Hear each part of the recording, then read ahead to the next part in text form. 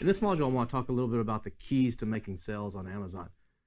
Probably the number one key to making sales are the keywords. Keywords are the words that you feel are relevant to your product that you build into your listing.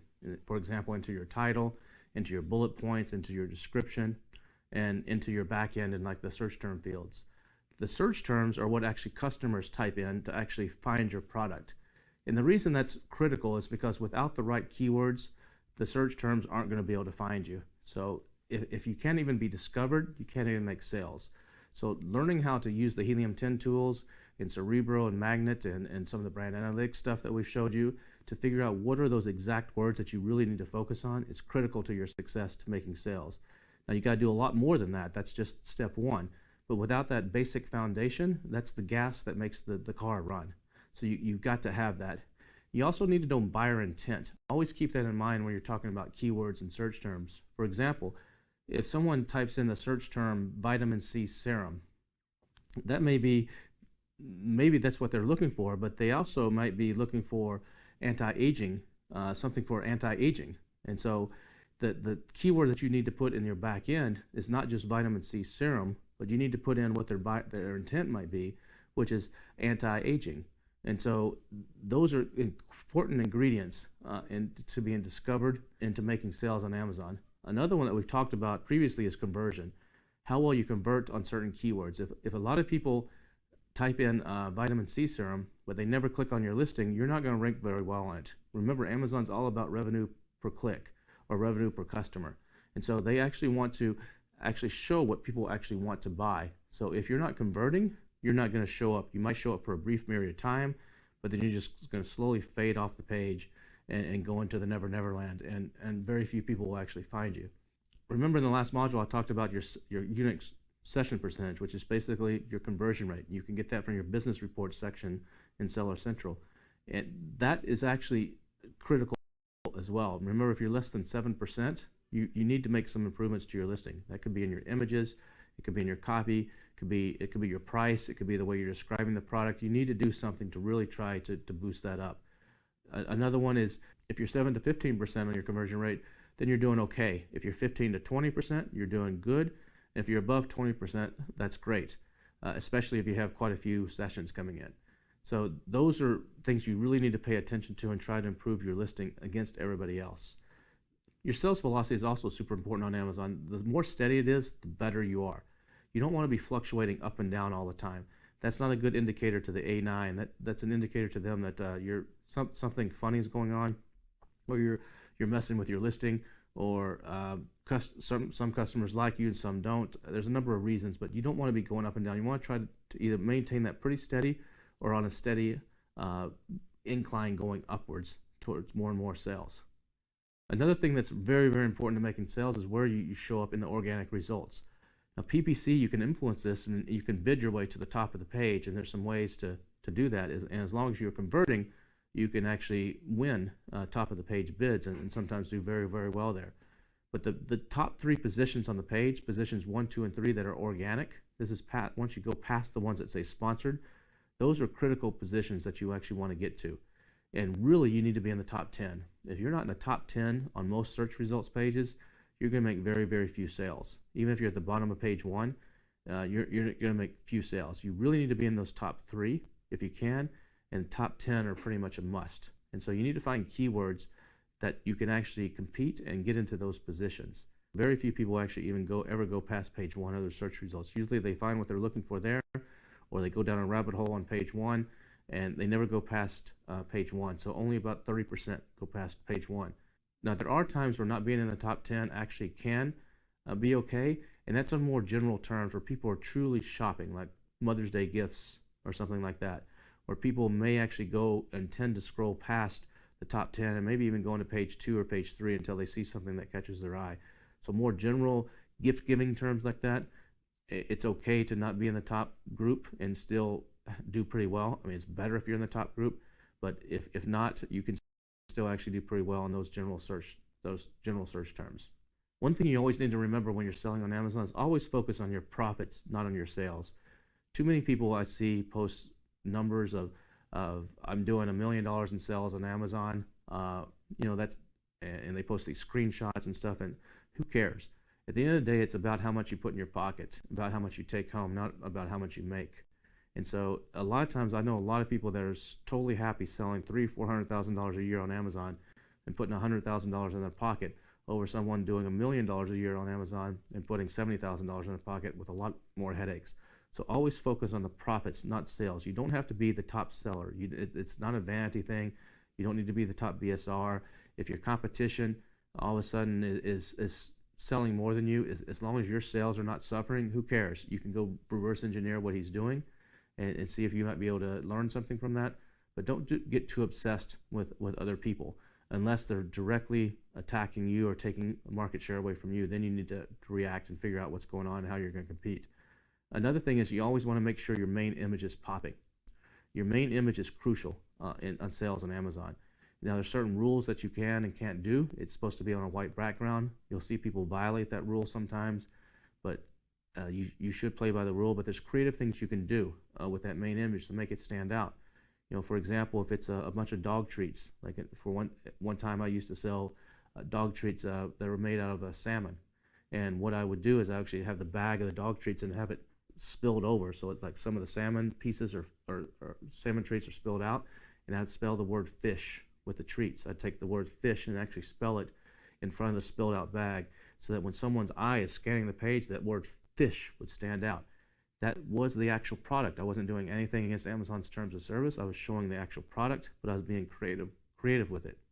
What I like to do is take my main image and I'll take a screenshot of the search term page of all this whole screenshot of the page, and I'll drop my image in there. And I'll sometimes run a test on audiences on Helium 10 and actually see which one is people's eyes drawn to. And if I see that people's eyes are drawn to one of my competitors, they'll usually tell me why in the comments. And I'm like, okay, that's some good information. Let me modify mine. And I'll run another test because you want to get that click. You've got to get people at least to your page. And so that's so critical to really focus on that main image. The rest of your images are super important, but there's nothing more important than that main image. Your price is also important, but if you can intrigue people, even with a higher price, with a good image, you can intrigue people to click through, and then once you're there on your page, they're there on your page, you can, if you got good copy and good images and good video, you can convert them. You can convince them to maybe even pay a higher price than what they would have otherwise paid. Another thing that can help you stand out right below your main image is if you're running coupons or discounts.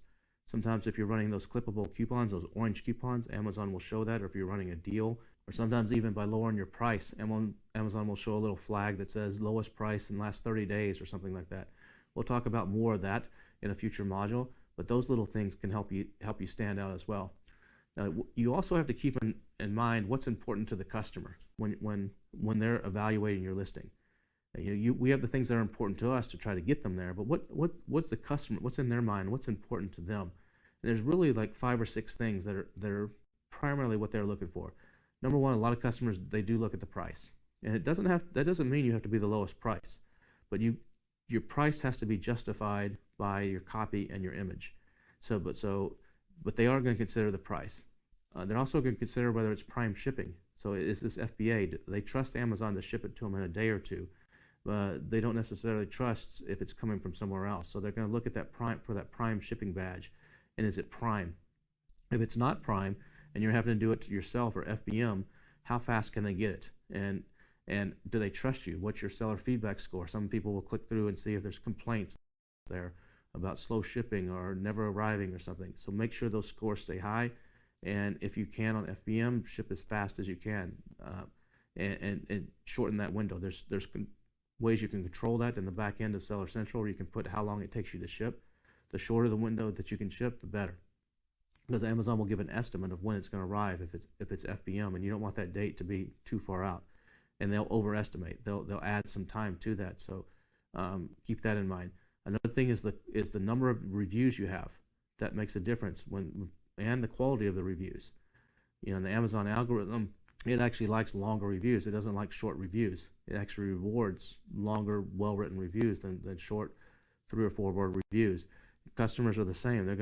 They're not probably not going to look at all of your reviews, but they're going to look at the star rating, what's your overall rating, and then they might read the first page of reviews.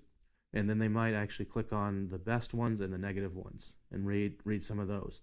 And beyond that, they're probably not going to read everything else. But the quality of your reviews and the number of reviews you have are pretty important from a customer's point of view. And the brand on Amazon is typically not as important. Now, there are some customers that do want certain brands, but for the vast majority of buyers on Amazon, the brand is not super important to them. And so that's what the beauty of Amazon is us small sellers can compete against some of the biggest brands in the world. But they will look at that brand, and if it's a brand that looks legitimate, if they click through onto the brand page and there's a really good storefront, that gives them a lot of extra confidence to actually like, okay, this is a good seller, this is a good company, I'm gonna give them a shot. And then remember, the perceived value of is what validates your listing. So back up on that price, which is super important. You've got to present and justify the price that you're selling at with your images and with your copy. We're going to talk about this more when we get into the launching phase of launching your product. But when you're targeting search terms on Amazon, you don't always want to target the big, huge keywords that get lots of searches. Sometimes those actually make a lot of sales, but they're hyper competitive. A lot of times it's better to actually target the mid-range and lower range, more longer tail. And longer tail means more words in the keyword. Typically those have higher conversion rates, and they're typically not as competitive. So that's something to keep in mind too when you're trying to make sales on Amazon. You can work your way around the bases, and later on you'll hit those home runs and grand slams. But initially, just get on base and build up your steam so that you can start ranking on more and more things and do better over time. Remember, this is a long-term plan. This is not an instant rank and crush it out of the gate kind of thing. Also, something to keep in mind on Amazon is about 75% of the sales on Amazon occur between 8 a.m. and 7 p.m. Pacific time. So that's the big window of when most sales occur on Amazon. People are awake or they're at the office. They're not dealing with family. They're not sleeping in the United States. So between 8 a.m. and 7 p.m. Pacific time is when the vast majority of your sales are going to come in. And the last thing I just got to leave you with on making sales is I've reiterated this over and over and over. You've got to differentiate. You have to differentiate your product. If you don't differentiate your product, good luck. We'll see you in the next module.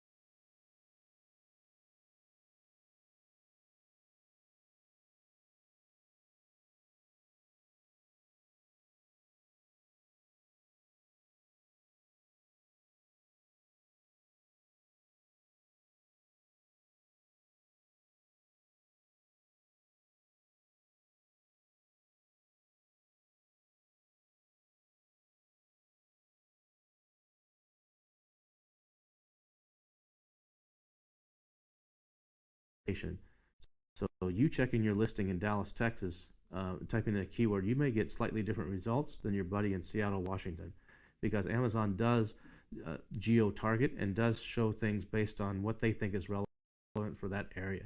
So results are not always identical across the entire United States. So keep that in mind too. Also check your listings on mobile phones. There, you can do it on your own mobile phone or your own iPad or tablet if you have one, or there's browsers and websites that will actually show it to you in all kinds of different formats. You can use those to actually check and see how your listing looks, and you may be surprised that certain things are getting truncated or certain words are getting cut off, and it could be affecting your conversion rates. Another thing that you can do is always run ads, even if you're ranked number one organically. You may, why do I need to run ads if I'm ranked number one organically? It's because those ads will show up on other people's listings. You may not need to bid high and try to also be in ad spot number one, but you should still be running ads because Amazon will show those in the sponsored listings on other people's listings. You can do product targeting with that. So running ads should always be part of your strategy, unless you're in a category that doesn't allow advertising. Some categories don't allow advertising. So unless you're in that, you should always be running ads at some level, even if you're ranked well organically. Another thing is consider using outside traffic for getting discovered. Other people like to use chatbots or like ManyChat flows. We're going to talk about that in some later modules, or Facebook ads or Instagram ads. We're also going to be talking about that in some later modules. But those are other ways to help get that discovery going and to help juice the algorithm on Amazon, so that ideally you can get that flywheel on Amazon rolling, so you can count less and less on outside traffic and more on the natural traffic that's already within Amazon. If you're having to constantly prop up your listing with outside traffic just to keep it alive, then you're probably not doing something right on Amazon. The only time you should probably need to prop up with outside traffic after you do a launch is if you're in an extremely competitive niche, such as supplements or something like that, where you really need to maintain a certain sales velocity in order to stay on page one for all the organic and natural sales on Amazon. So hopefully this is giving you some insights on the different ways that you need to be thinking about, so make sure you get your listing discovered so that people can buy your product. And we'll talk to you again in the next listing.